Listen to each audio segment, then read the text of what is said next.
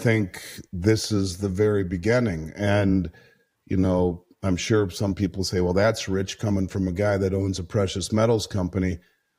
But that has nothing to do with it. In fact, I think what we are seeing, Jesse, is a growing trend.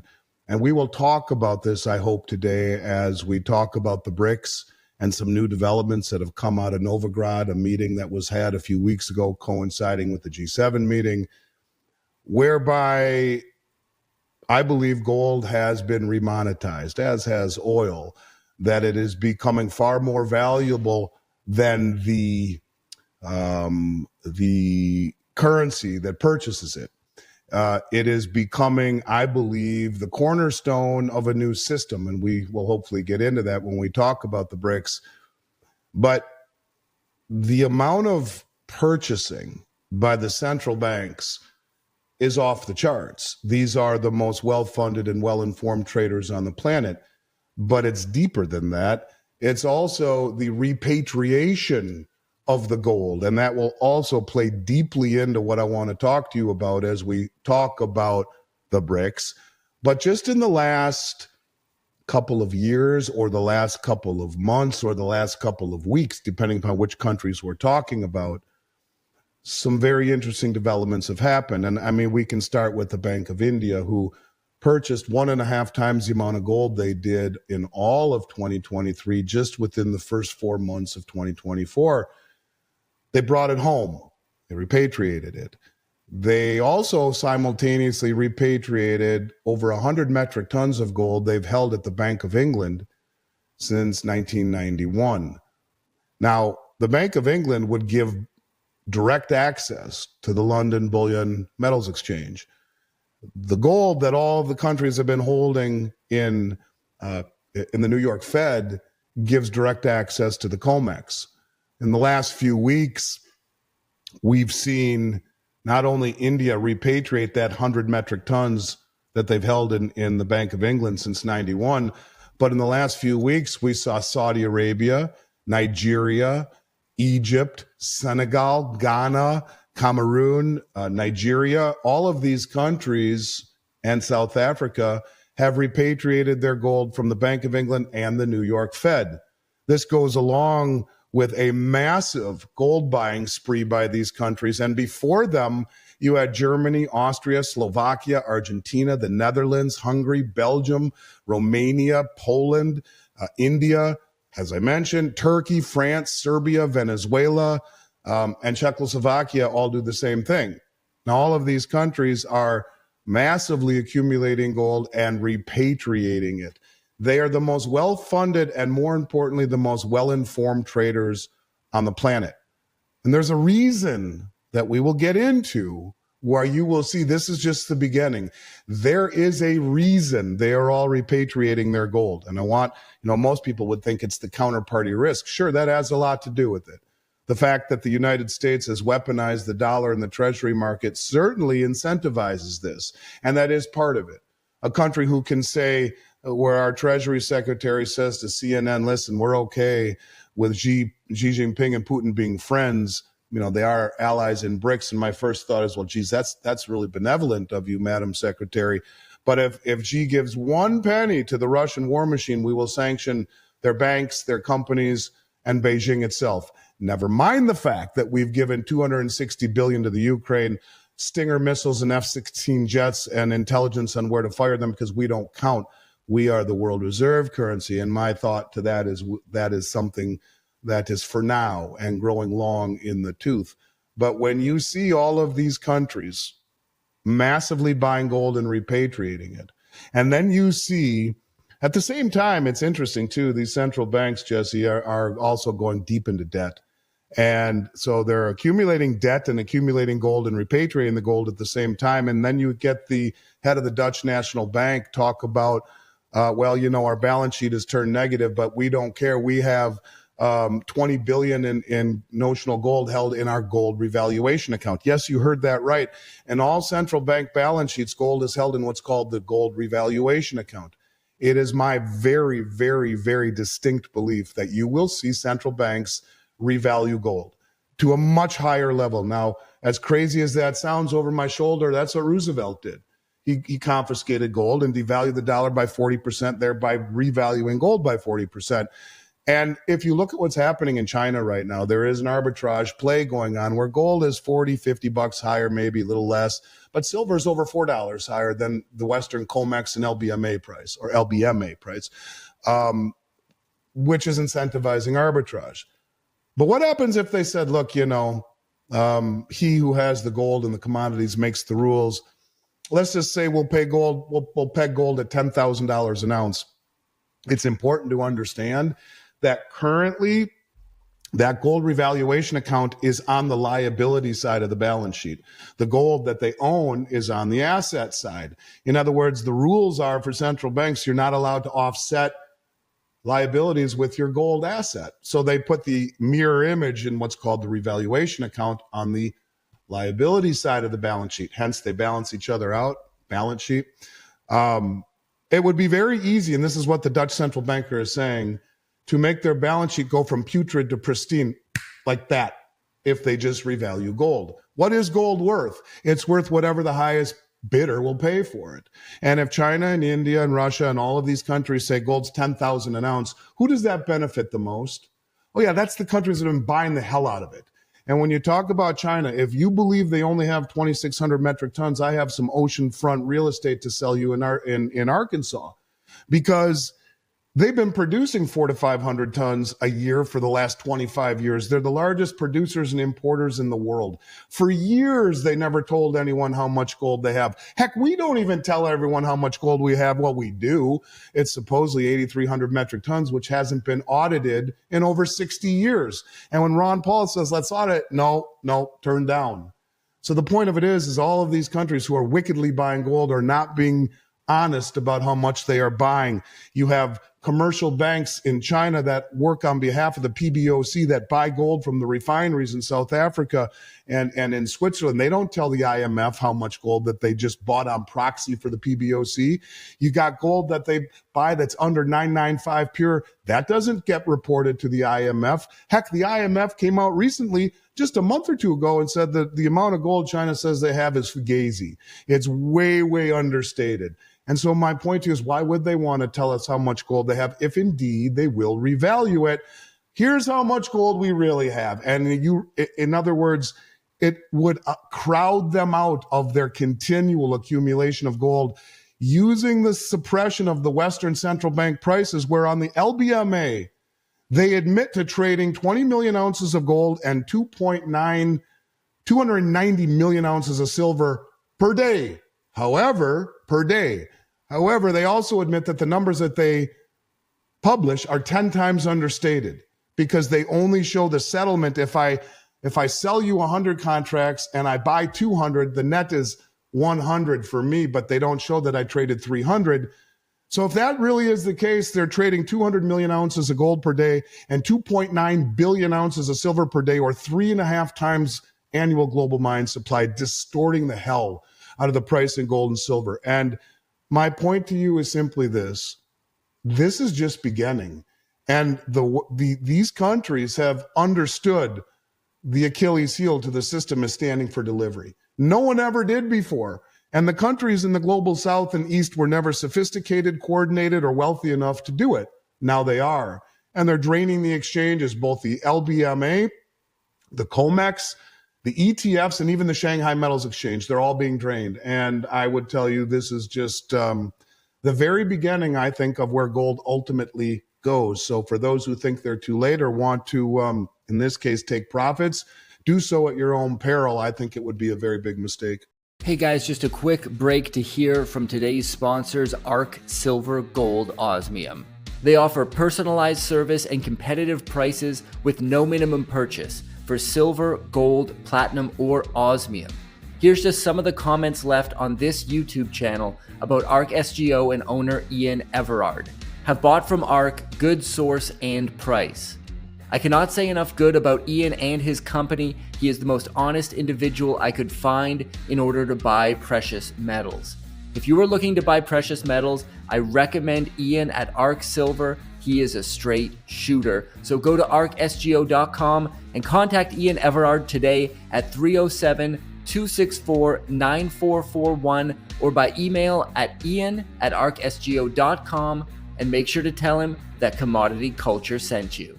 Well, I had a couple questions I wanted to ask before getting to BRICS, but forget about that. I want to go straight to the BRICS news, and then we'll return to those questions. There have been a number of interesting developments. You mentioned a meeting, which I'm unaware of, so I'd love you to talk about that. But also, we've seen China performing joint military exercises with both Russia and Belarus, with Belarus on the border of Poland there. Modi getting awarded the Order of St. Andrew the Apostle in Russia, basically the highest honor that Putin could bestow on someone. Saudi Arabia reportedly threatened to sell its EU debt holdings if the EU tried to seize Russia's frozen assets, among other developments. Talk to us about the meeting you mentioned and your thoughts on how all of this is moving forward. Is the BRICS alliance accelerating faster than most anticipated? Yeah, absolutely, man. And you're right. I mean, Saudi Arabia is right.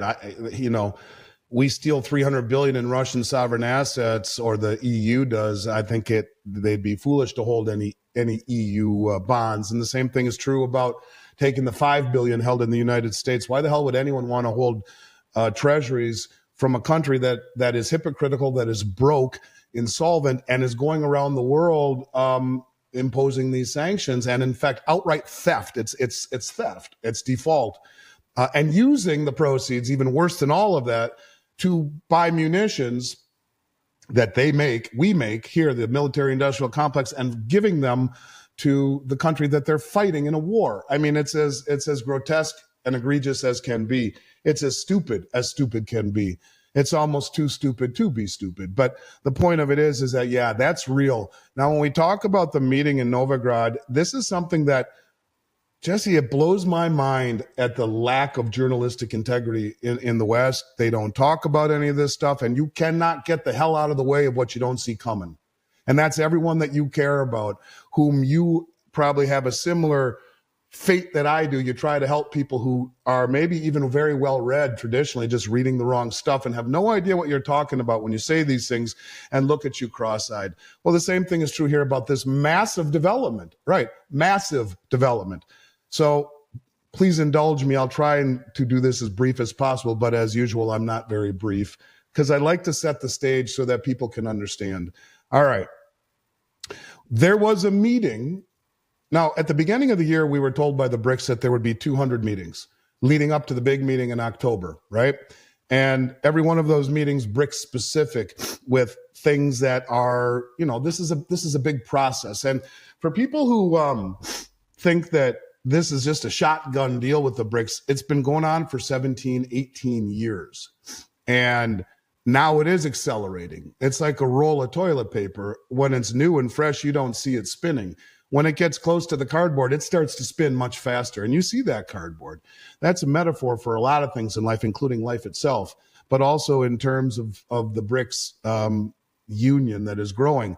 Now, let's go back a few weeks before the meeting. And in June, a lot was made of Saudi Arabia not signing the exclusivity deal, not re-upping it, right? And saying, well, we're not saying we're not going to take dollars, but we're also going to take other currencies as well. Well, that was big news. And all of the things that I've talked about with you on your show before all of this happened, that all the OPEC countries on the Belt Road, Saudi Arabia joining the BRICS, Saudi Arabia joining the Shanghai Cooperation Organization. You mentioned, by the way, the president of Belarus. He also called another thing I've been saying for 3 years. He has called for a summit to introduce the SCO, the Shanghai Cooperation Organization, and I highlight the word cooperation instead of coercion, and the Eurasian Economic Union, who, what's his name? Sergei Glaziev is the economic finance minister for the Eurasian Economic Union, and he is the one who has a big role in what I'm about to talk about. He has called for a meeting of these two unions to join the BRICS. It's going to happen. But all of these things that Saudi Arabia has done as a result of our signing executive order to go green, turning our backs on Saudi Arabia in many respects, and then what's happened as a result of the weaponization of the treasury market, the dollar market. So in any case, there's this meeting in Novigrad, and it coincided with the G7 meeting. And the Royal Crown Prince of Saudi Arabia turned down an invitation to the G7 meetings. I'm too busy, you guys, but thanks for the invite. And then sends his finance ministers to the BRICS meeting in Novigrad, where 20,000 people attended in over 130 or 40 countries. And what came out of this meeting were a couple of very big developments. First development was that 59 countries said we're joining BRICS, on top of the 10 that are already there. Now, we'll know in October which ones of those 59 have been admitted and have formally applied, but 59 countries have come out and said we're going to join BRICS, and a whole bunch more are contemplating. But a bigger development came out, and that was two meetings between Sergei Glaziev. Now, Sergei is, this finance minister who's been saying for 3 years, this is why I've been saying that the BRICS currency will be pegged to a basket of commodities and a basket of currencies. He's the architect of all this. The meeting was between Glaziev, Putin, and Dilma Rousseff. Dilma Rousseff, for your listeners who don't know, was the former president of Brazil and is now the president of the BRICS New Development Bank. This is no small job. She is the head of the BRICS New Development Bank. And she came out and confirmed that in the two meetings, they have agreed in principle to a new BRICS settlement currency called the unit. We're going to get into that in a moment. And that it would all be traded over Project M-Bridge. Now, I don't know if I've spoken with you about M-Bridge, but I have talked a lot about it over the last year and a half or so. It came out in 2023. It's actually been developed for years before that, but developed between China, Hong Kong, Thailand, and the United Arab Emirates. It is a cross-border payment system that allows these countries to trade their central bank digital currencies with one another, not going through any United States intermediary banks or the SWIFT system. And I believe that gold and oil have been remonetized, right? I've said that incessantly, including, look at oil. I always talk about gold, but look at oil in terms of its value. China was awarded a massive $2 or $3 billion contract to modernize Iran's biggest airport. And they're being paid for it in oil. Not dollars like it used to be, but in oil. So I find it ironic that the first two trades that they did in testing this system were between China and the UAE using digital yuan to buy oil and to buy gold. And they worked. And now it is working. And what's interesting about the Project M-Bridge is that Saudi Arabia just became a full participant in Project M-Bridge, which is not compatible with US dollars. Not compatible with US dollars. The largest oil producer in the world who just joined BRICS became a full participant in M-Bridge. Dilma Rousseff said that the new unit currency will be 40% gold, not a basket of commodities, but 40% gold and 60% a basket of local currencies. Now, as far as the basket of gold, what did the BIS reclassify gold as? BIS being the most powerful bank on the planet. Well, they reclassify gold, ironically, as the only other tier 1 reserve asset. And it's interesting, if we go back to 2017, you had all of these banks that I mentioned repatriating their gold. The Bundesbank, Austria, Hungary, Turkey, Poland, the Czech National Bank, the Dutch National Bank, on and on and on. Weird at the time. Those same banks in 18 bought more gold as a group than they did in the 60 years previously combined. And then the next year in 2019, that number was doubled. Go on a wicked buying spree and repatriation spree. And then somehow miraculously out of nowhere, the BIS says, oh, by the way, gold is now a tier 1 asset, the only other one next to US dollars and treasuries. As if they weren't told this. Guess who is behind Project M-Bridge as well? Oh, yeah. That would be the Bank of International Settlements. They are a full participant and developer alongside China, Hong Kong, UAE, and Thailand in Project M-Bridge, which is not compatible with US dollars, which Saudi Arabia just joined in on. Now, I want to read something to you. I think I probably already did, but just in case, Germany, Austria, Slovakia, Argentina, Netherlands, Saudi Arabia, Hungary, Belgium, Egypt, Senegal, Romania, Nigeria, Poland, Ghana, India, Turkey, France, Serbia, Venezuela, Algeria, Cameroon, South Africa, Czechoslovakia, to name a few of the banks that have all repatriated their gold from the New York Fed, i.e. the COMEX, and the Bank of England, i.e. the London Bullion Metals Association, along with the central banks buying more gold than any time in the last 100 years, ever in central bank history. And the BIS is involved in it. Now, when I tell you about this unit, it's going to be the aha. My point to you is, I'm going to say to you once again, the BIS has told these banks around the world what to do, that what I'm about to tell you is coming. And so Project Enbridge will not allow the U.S. to sanction other countries because they're not even part of it. And it is not compatible with U.S. dollars, right? So all of these countries will be able to develop their own central bank digital currencies, every one of them. And they will trade with one another using their central bank digital currencies. Now, the unit currency, which it has been developed, and they said we have, in principle, agreed upon using the unit as a BRICS settlement currency. And here's the interesting thing, right? Think about what I was just saying about how the BIS tells these players what to do a few years before. So the unit currency is incredibly interesting. First of all, 40% gold in kilo bars, 60% gold or local currencies of the BRICS plus countries. Now, my belief is the countries who want their currencies as part of the 60%, like China, they will do all they can to back their currencies by gold, and Russia too. And India. These are the countries. India bought 1.5 times the amount of gold they bought in all of last year in the first 4 months, and they brought it home. The countries that will represent the 60% within the BRICS will be wickedly rich in gold. Another reason to not tell the world how much they have. But here's where it gets interesting. The white paper on the unit says that 40% gold holding will, when the countries create these tokens, if you will, for the settlement, it will be 40% gold, 60% basket of BRICS plus currencies. Those currencies in that gold are moved into an escrow account, but all of the gold is held within the borders of the countries who possess it. The gold will not need to be sent to Beijing.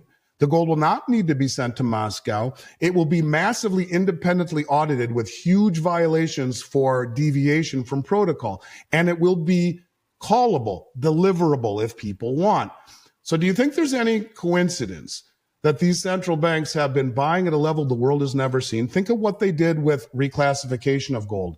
They start loading up on gold and repatriating it. Oh, by the way, it's tier 1. Now they start loading up again and really repatriating, including bringing all their gold home from the Bank of England and the New York Fed.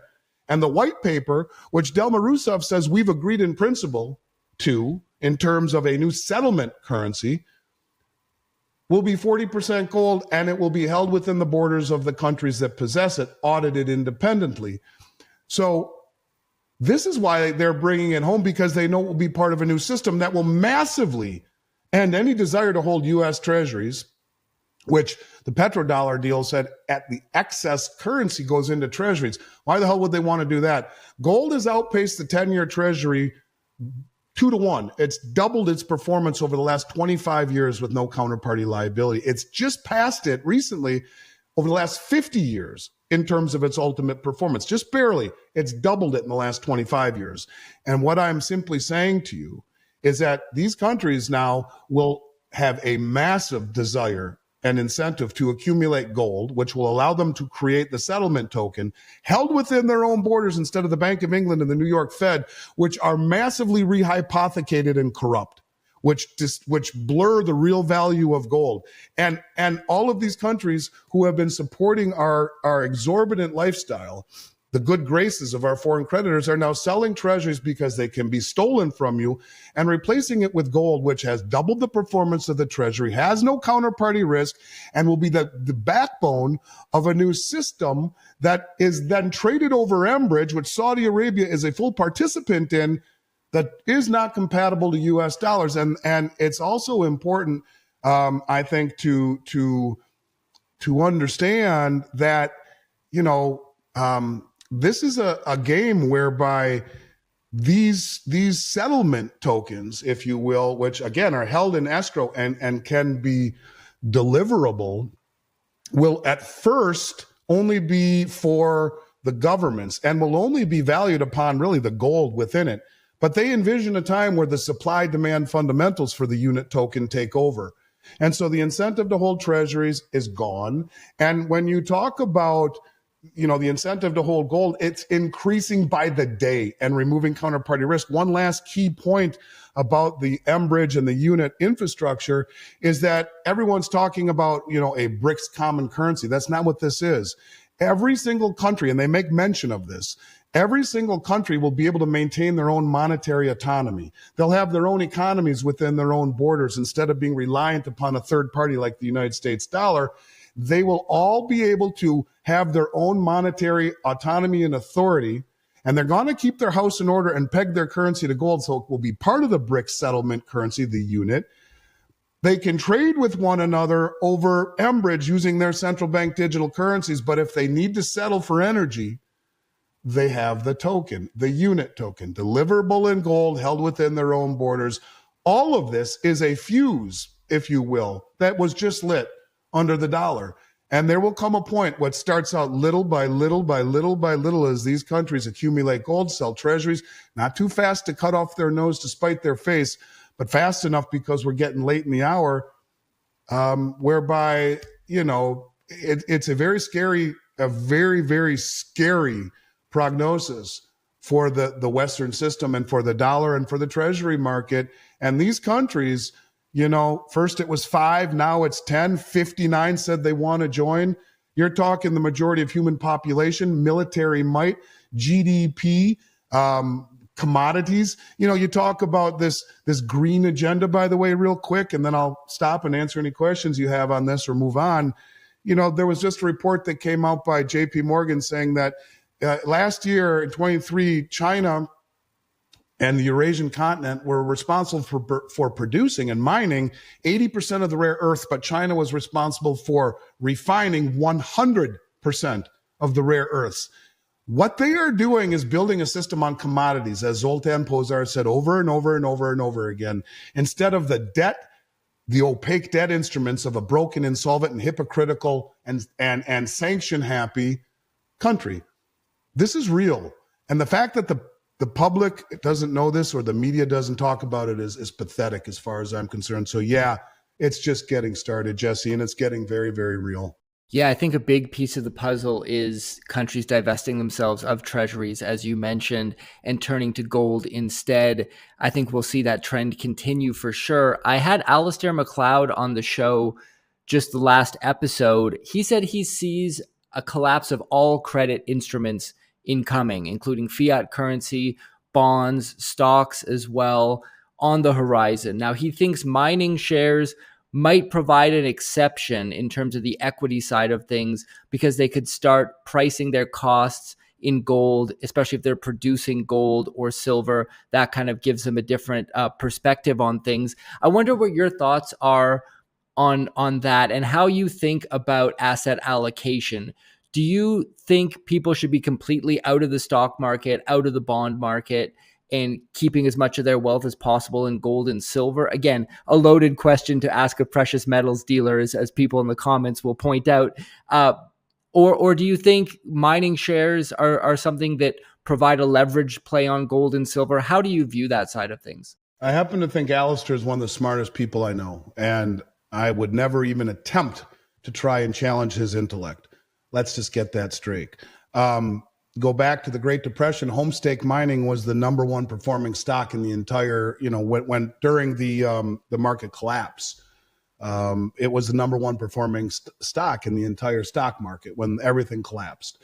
I agree with Alistair on most everything he ever says. The only thing is that I would not put an overwhelming amount of faith in the mining companies doing that, because things can get very ugly very fast. Maybe a guy like Keith Neumeyer might actually do something like that, as he's one of the only businessmen running a mining company in what is predominantly being run by geologists who don't see things as clearly as a guy like Keith does.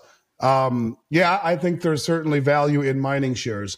And if I had to guess where we are heading, look, we have almost $200 trillion in debt. Medicare Part B, 99 trillion underfunded. Part D, the prescriptions, 22 trillion underfunded. Social Security, 77. Government military pensions.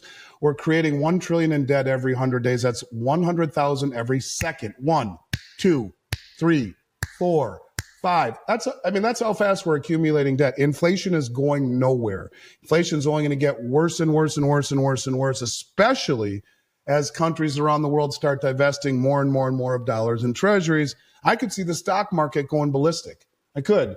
But in terms of, and I can see gold going ballistic. I think it will bring on how do you even say it? It would bring on a mega trend in commodities.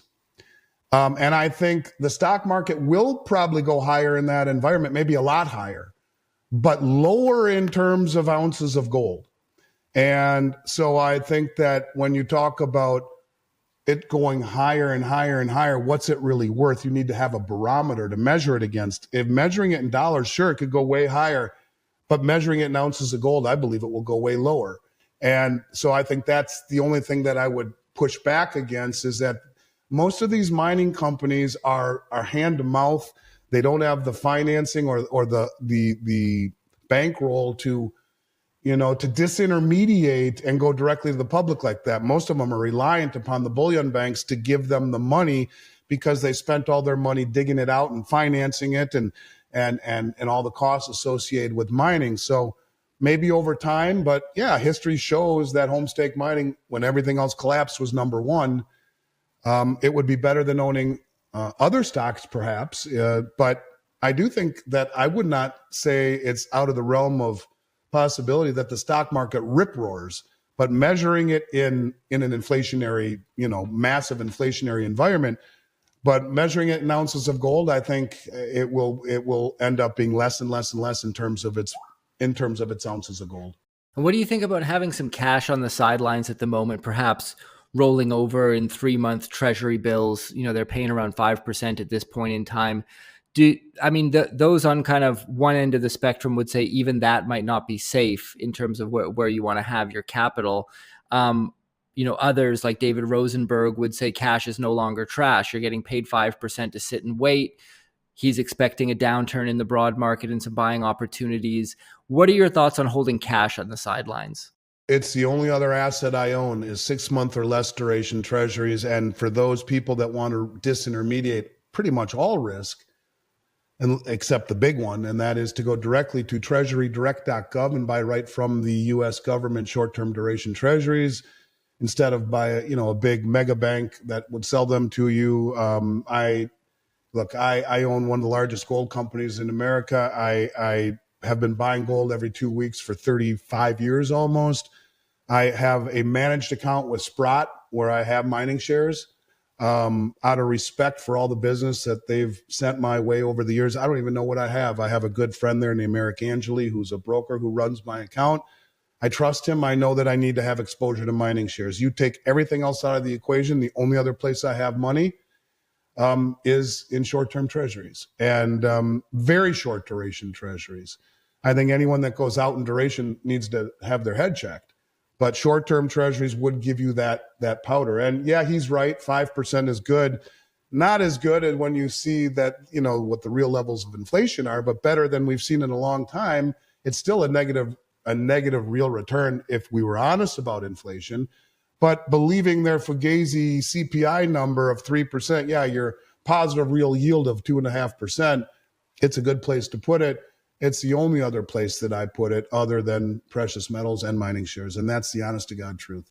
Very interesting insight. I do want to switch a little bit to the political realm at the moment. I know some people don't like that so much. They say stick to precious metals. It's funny, I had Jeffrey Christian on the show not too long ago, somebody who's quite hated in the precious metals community, but I think he does say some very valid things. And one of the things he said was that the gold market is inextricably connected to politics. You can't necessarily separate the true and the two. And on that point, I definitely agree with him.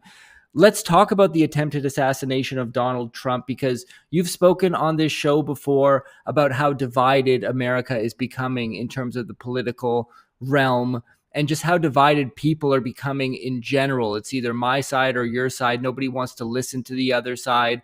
It's all about proving yourself right without attempting to put yourself in the other person's shoes. How do you see this event changing things, if at all? Can anything positive come of this? Is this just all doom and gloom? How do you see this all playing out? Well, I will say, of everything I've ever heard Jeffrey Christian say, that to me is spot on. I think that the gold market is geopolitical events and political events, and it's never been more so ever. That's everything I've been talking about for 2 years. The weaponizing of the dollar and the signing the executive order to go green, there's your geopolitical. And in terms of political, look, when people are around the world are thinking, do we want to hold dollars and treasuries after seeing weaponization and a country that's creating all of this debt, $1 trillion in debt every 100 days? It took 200 years to do that. You look at the immigration.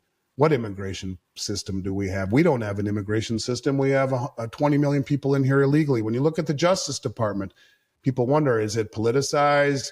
Is it two-tiered? I don't care what your view is on Trump or Biden. Be honest with yourself and say, has Merrick Garland and the Justice Department acted honorably, and is there a two-tiered system? And I would say most people will question that. When you talk about the electoral system, well, here we go. I mean, most people would say that there was some very strange going-ons in the last election. No matter how you feel about either candidate, people around the world are saying, are their elections fair? Is their judicial system fair? Their immigration system is a mess. There's lawlessness in their cities, and they're creating $1 trillion in debt, which is political because it's the irresponsible, brain-dead fiscal sanity that's been, it's just ridiculous, the fiscal irresponsibility and the monetary brain-dead policy. That's all political. But let's just simply say this. I've been shooting guns for years. I own a metals company. I've had a concealed permit for 15 years or longer. And I shoot so that I, God forbid, ever have to be proficient in it. I've shot plenty of AR-15s. And from 100 yards away with a laser dot, it's a 2-foot putt. It's that easy. You could hit an apple off of someone's head pretty damn easily. And 1/8 of an inch separates sanity from craziness. 1/8 of an inch. What would the world look like today? What would Xi Jinping and Putin be talking about if Trump had been killed? And let's just call it what it is. There was an attempted assassination of him. And ask yourself, I don't care what side you're on, ask yourself, if this were your kids speaking and you were in charge of security, look at that overhead view. How the hell did they not have protection on a direct sight of line 120 yards away, a pitching wedge? How the hell do they not have a direct line of sight covered? How? You can say what you want, and there's a real fine line between conspiracy and reality, but if that ain't frickin' political, I don't know what is. They attempted to kill the guy. And the powers that be can say, we didn't do this. We had nothing to do with this, blah, blah, blah. All I can tell you is this. You look at that overhead and say, that's the number one place that you would put your snipers or your police presence. Not on the roof above him. Sure, you can see everything here. But how about the direct line of sight right there that no one is guarding? And 1/8 of an inch separates today from what could be madness. And I would say that it's everything. Politics and geopolitical events are everything, because it's all of the politics that has created the craziness in this country, the open borders, the judicial system, the electoral system. It's the politics that are spending $1 trillion in debt, bankrupting our future generations every 100 days. 100,000 per second. Buy. I hate to be that way too, but I think to ignore it is stupid. And I think it's every bit as stupid to think that there wasn't some understanding of what was about to happen as it is for us to believe that Jean-Pierre, the press secretary, and all of the mainstream left media just realized for the first time that President Biden was mentally compromised, that he was slipping, that he was getting what appears to be dementia. They just realized it because of his poor performance at the debate. I mean, you want to talk about being disingenuous? I don't know what is. So I guess we're all supposed to believe that they just realize it and that, you know, they didn't think it was a problem to leave a roof 120 yards away with a direct line of sight to the stage, leaving that open. I think it's everything, Jesse. And that's just part and parcel to all the other madness that we've seen over the past few years. And I love this country. I am a patriot. It has given me opportunities. I'm the least likely person to be sitting here having this conversation with you. And this country has given me opportunities that I thank God every day for, and I love it. And nothing upsets me more. Nothing, as you can tell by how fired up I am, nothing upsets me more than to see what's happening to this wonderful country and the way the rest of the world must just be saying, what the hell are we watching? Is this the Twilight Zone? Is this bizarro world? And for all of those people that said the right, which I believe is the working man now, ain't what it used to be, are the ones that are radical. Where are these crazy protests and the ripping down of the cities and I left Minnesota because the other side went nuts and burned down my city and the third precinct on TV and destroyed my city to the point where I was so freaked out by all the videos I was doing and the city saying Antifa's coming out to the suburbs. You have to be locked in at 7:00, sleeping with the gun on my nightstand. I voted with my feet and left. And after what just happened, where's the madness by the right and the protests? See, the whole thing is politicized. The whole thing is nuts. And yeah, it does matter. And I think it's everything. Well, Andy, we always appreciate your thoughts. This has been a fantastic conversation. For those watching who are asking, what about silver? When are they going to talk about silver? Don't worry. We have Andy coming back next week for part 2 of this interview where we're going to hone in on the silver sector. Before I let you go for today, Andy, tell us about Miles Franklin Precious Metals and where people can find that. We've been in business. Will be 35 years here at the end of the year. We've done $10 billion in sales without a customer complaint. We're very proud of our reputation. Means the world to me. And for those people who have questions on anything that they've heard on this interview, they can email us at info@milesfranklin.com or anything else on their mind or precious metal centric, like precious metals IRAs. We also publish a price sheet that we do not post on our website, which only allows purchasing up to 10 grand. Our price sheet that we will send you, and you could, send an email and in the subject line say, Commodity Culture sent me or Jesse sent me in the subject line, and we will send you the price list. If that's all you want, it will be amongst the most competitive price lists in the country. And so if you want to be contacted by myself or one of our 12 brokers who have very distinguished careers long before they started working here, all of them, every one of them, my friends since childhood, Wall Street people who are working on Wall Street or going to school at Wharton or masters of business administration from Temple, all very prestigious careers leading up to coming to work for me, but they're all my dear friends, all of them. We're a big family. Send us an email at info@milesfranklin. Put your phone number if you want to be contacted. Ask any questions or just ask for the price list. And it would be our honor truly to help any way that we can.